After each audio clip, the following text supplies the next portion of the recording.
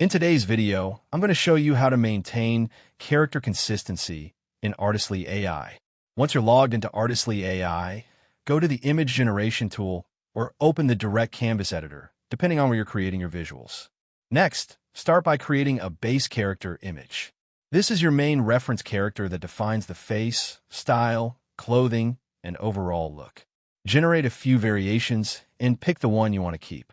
After that, save the exact prompt you used, because consistency starts with reusing the same description.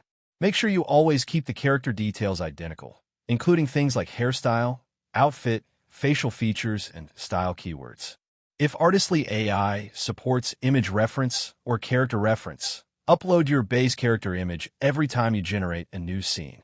This helps the AI keep the same identity across different images.